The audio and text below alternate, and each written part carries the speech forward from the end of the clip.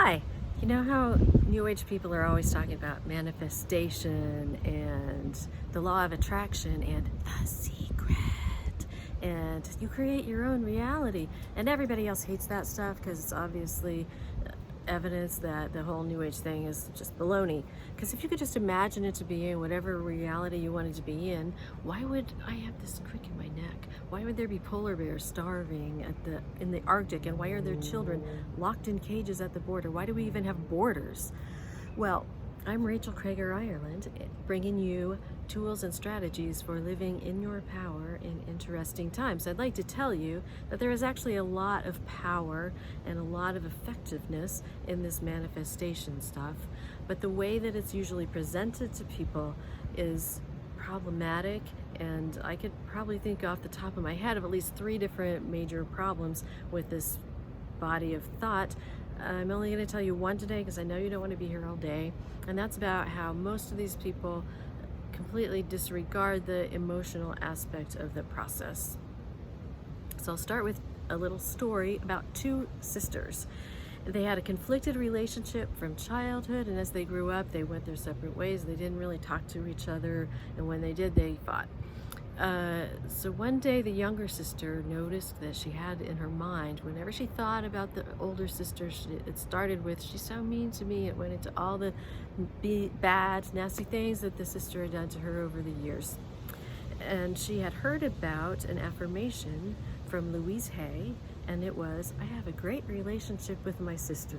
Well, she knew that this affirmation would not work for her because all the problems in the relationship were actually the other sister's fault. And you can't change other people, you can only change yourself. But she had nothing to lose, so she decided to try it anyway, see what happens.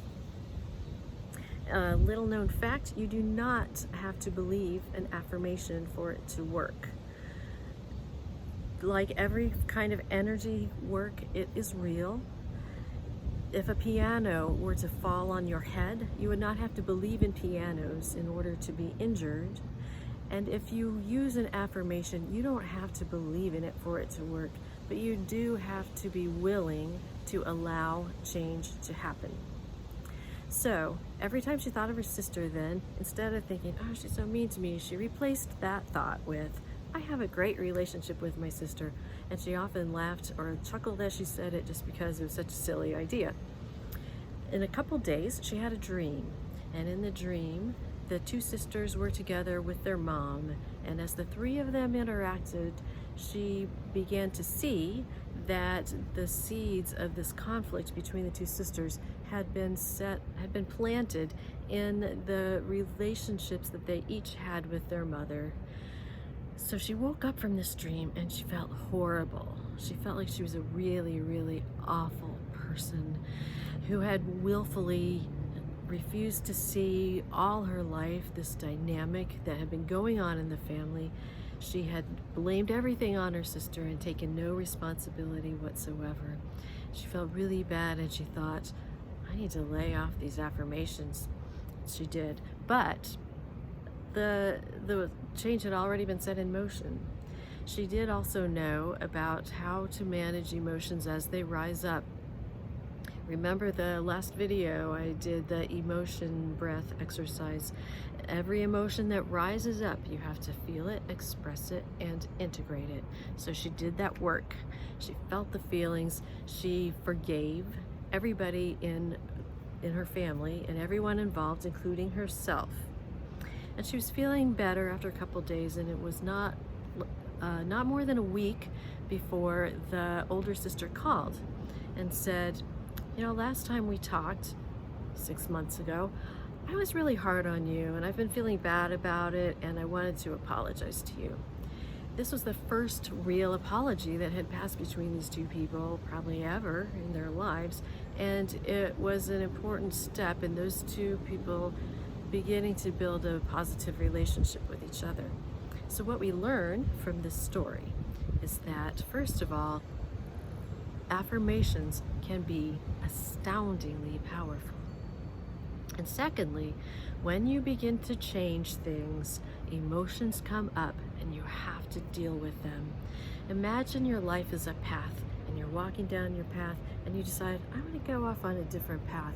And as soon as you step off on it, a giant boulder rises up in front of you. Well, you've got to get that boulder out of the way in order to continue on down your path. Louise Hay said, when you speak an affirmation, you set up a new vibration, establish a new reality, and the physical world will arrange itself around that reality. That's how affirmations work. She also said, feelings are just like thoughts. And if you don't like the feeling you're in, just replace it with a different one, like you do with any other thought. Now, Louise Hay, brilliant teacher, helped countless people, including me. She was a great teacher, but I disagree with her on this feelings are thoughts thing. Feelings are not thoughts. You cannot talk yourself out of a feeling. You can't pretend it is anything other than what it is. You have to feel it. You don't have to wallow in it. You don't have to cling to it and hold it in your heart like an orphan child that never got any love. But just feel it, keep it moving, let it move on up, and one of two things will happen. One, it kind of dissipates, it floats away, it's gone. Say thank you and goodbye, and you're free now forever.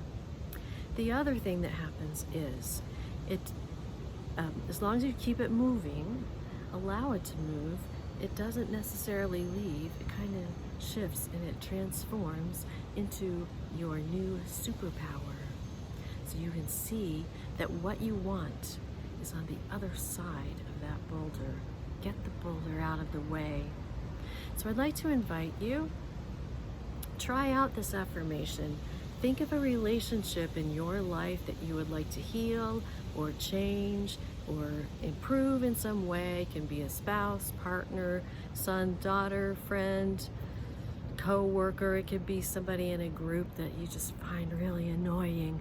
And whenever you think of that person, instead of thinking, oh, so annoying, think, I have a great relationship with, and see what happens. See what happens. I'd love to hear your experiences in the comments. Maybe next time we will get to the polar bears and the children in cages at the border. So subscribe and get these ongoing notices, ongoing tools and strategies for living in your power in interesting times.